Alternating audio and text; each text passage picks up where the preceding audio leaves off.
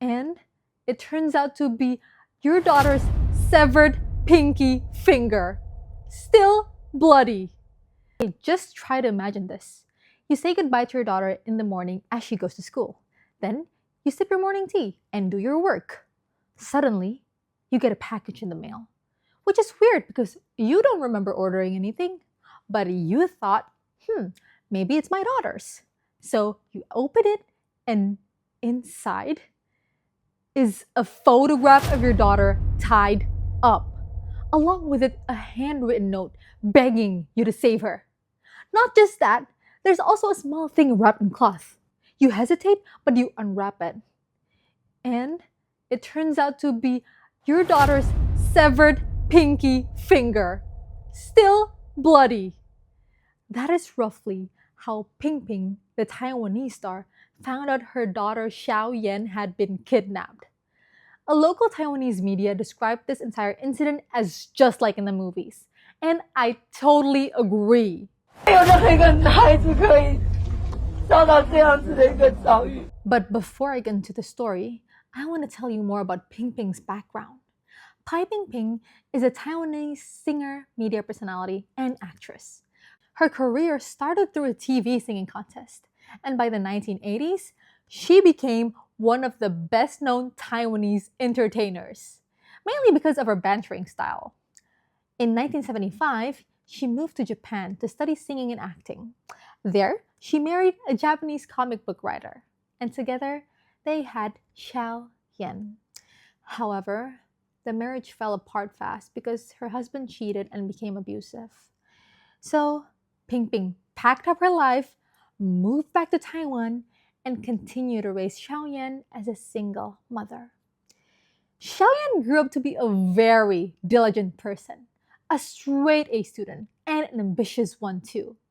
Ping Ping actually offered her to get into the showbiz, but she kindly said no. She wanted to be a journalist. She had big dreams and her whole life ahead of her. And life was actually pretty good for them. Normal, stable, happy. That is until that fateful morning in Taipei, 14th April, 1997. That day, 17-year-old Xiao Yan climbs into her car to go to school. But she will never make it because a white van blocks the road and three men with guns smashed her car, knocking out her driver, and took and shoved Xiao Yan into the van. And just like that, they vanish.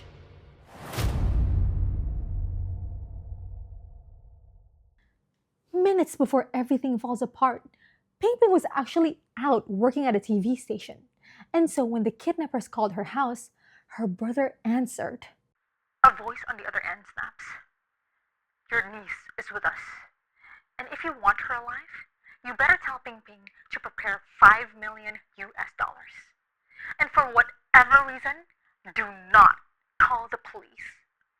At first, her family thinks it was just some sick prank. I mean, Ping Ping is famous, and she gets weird phone calls like this all the time. But then, a recording started playing. Mommy? Mommy? Please, help! I don't want to die! Please! The kidnapper said, go to XXX Cemetery. There, you will find a package for you. Hearing this, Ping Ping rushed back, while her brother goes to the said cemetery to find this package. And when he found and opened it, he saw, well, you know what he saw.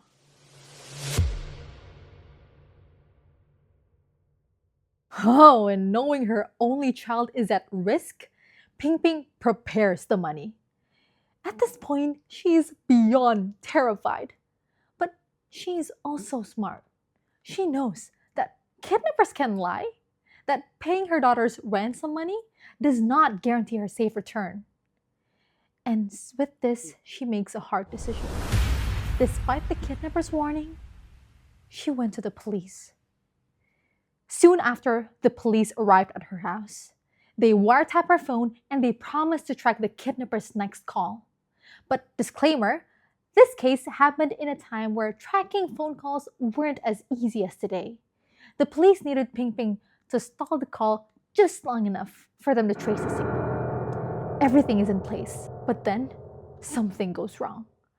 A journalist sees police cars in front of Ping Ping's house. They catch wind of the story, and despite police pleas to not run the story, they run it with a headline that roughly read, "Famous singer's daughter kidnapped." And now, the whole Taiwan island knows. The kidnappers call again, and they are furious. You went to the police. We know. We saw it on TV. And for this, your daughter will die. But somewhere along the way, the kidnappers changed their mind because they demanded another meeting with Ping Ping. And so she went to the location with police dressing as taxi drivers escorting her. Yet again, the media is following Ping Ping. And so the kidnappers canceled the meeting and vanished. Before this, Ping Ping actually agreed to meet with the kidnappers 3 times to hand over the ransom. But those 3 times, they always failed to turn up. And so days pass. No calls, no demands, no signs of Xiaoyan. Then, on April 25th, another call comes. Stop it! Stop it! Mommy, please help! I don't want to die! I don't want to die! The line goes dead. And yet the police still fail to trace it because the call was too short. But good news is, they finally have leads. It was 3 men, and all career criminals. With this information, Ping Ping and the police are hell-bent on saving and finding Xiaoyan. And for more info, this case was huge. 1,000 police officers were mobilized for this. And the vice president himself, Lin Chang, went to Ping Ping's house to assure her himself. Without belittling the case, that sounds pretty crazy for one missing girl, right? But what you don't know is that Taiwan was already in a crime frenzy. And this case happened to be the breaking point. And for politicians like Lin Chen, if they're seen doing nothing, they would literally be eaten alive by the public. And so the hunt begins. But something unexpected happened. Residents near an irrigation canal reported a foul smell. The police searched the area, and at the bottom of a shallow ditch, they found a body, naked, decomposed, tied to a concrete block, and missing a pinky finger. Yes, it is Xiao Yan. Her neck is covered in bruises as she was strangled to death, and the forensic team examined her body and estimated that she had died on 18th of April, a full week before the last phone call was made. Do you know what this means? The voice Ping Ping heard was a recording. Her daughter had already been dead while she listened to her cries for help. In total, Xiaoyan spent 2 to 3 days in captive. And despite her tragic death within the first few days, the kidnappers keep negotiating ransom with her mother as if she was alive. I can only imagine the pain Xiaoyan must have went through. They cut off her pinky finger, God knows using anesthesia or not.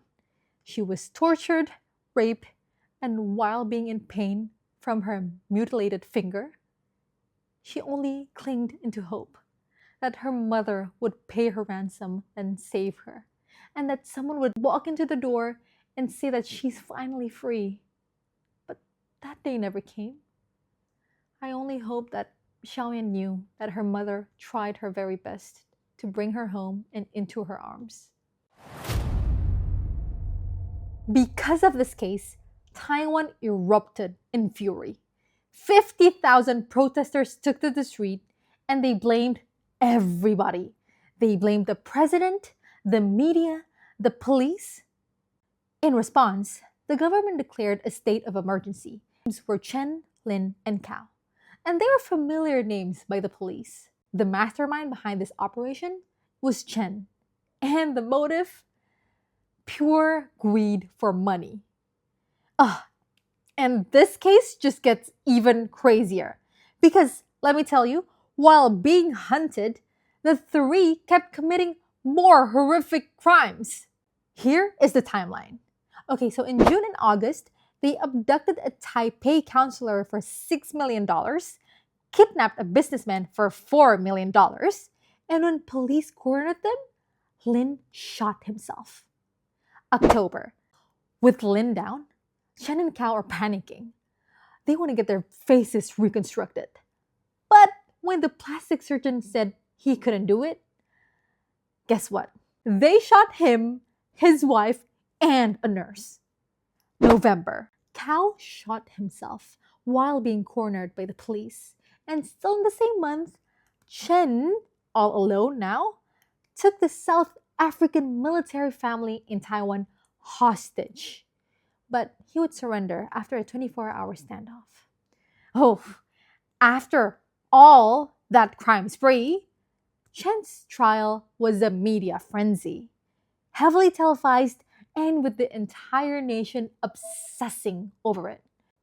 But all of that finally came to an end, because in December 1998, Chen stood emotionless as the judges handed him 5 death sentences, 2 life sentences, and 59 years in prison on 12 different charges, including kidnapping, murder, and rape. After this case, the government realized the error of their ways and they made huge improvements. They revamped the police system, tightened media rules, and made emergency responses way faster. But how about Ping Ping, you asked? How did she overcome this? Well, she turned her grief into action and founded the Pai Xiaoyan Foundation. She became a huge advocate for the death penalty victims' rights. Up until today, Xiaoyan's case is still taught in Taiwan schools as a cautionary tale and warning to the system. Rest well, Xiaoyan. One life lost and an entire nation changed.